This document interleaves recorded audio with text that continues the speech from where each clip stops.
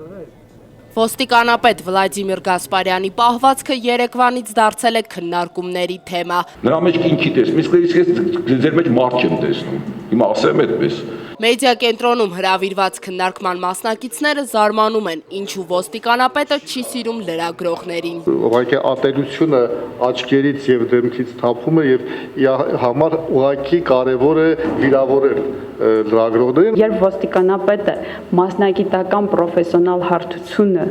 լքում է եւ արդեն անցնում է այլ հարթության մեջ զուտ անձնական վիրավորանք հասցնելու միջոցով հարցեր լուծելու մեխանիզմի շահագործմանը, դա եւս վկայում է, որ պրոֆեսիոնալ կարողություն ոստիկանությունը միանշանակ չի բանեցնում։ Միաժամանակ ոստիկանապետը հորդորում էր լրագրողներին բարեփոխվել, քանզի նրա բառերով նրանք շատ հին են մնացել եւ արդեն դեղնում են ու գունաթափվում։ Նողկալի տպավորություն թողեց այդ ամեն ինչը։ Ինչպիսին ոստիկանապետն է, այնպիսին էլ նրա ղեկավարած կառույցն է, շեշտում են բանախոսները։ Այս համատեքստում մատնանշելով ապրիլի 22-ին Բաղրամյան պողոտայում բողոքի ակցիայի մասնակիցների եւ լրագրողների նկատմամբ ոստիկանական բռնություններն ու բիրտ ուժը։ Սա նրանց հիշեցնում է 2015 թվականի հունիսի 23-ի դեպքերը։ Սա արդեն գործելակերպ է դարել, երբ ասենք տեսախցիկը տեսնելուց շտատիվից վերցնում են եւ տալիս են գետին ջարդում են, որպեսզի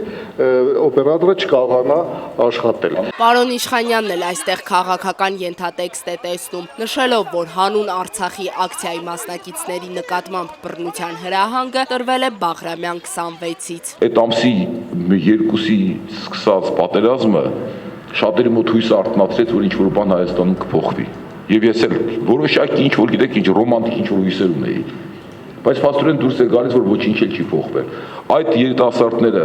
կարող են իրենց հետ իրենց տեսակետների հետ համաձայն լինել, կարող են համաձայն չլինել, բայց այդ երիտասարդները, որոնք այդ ցույցն անում էին, նրանք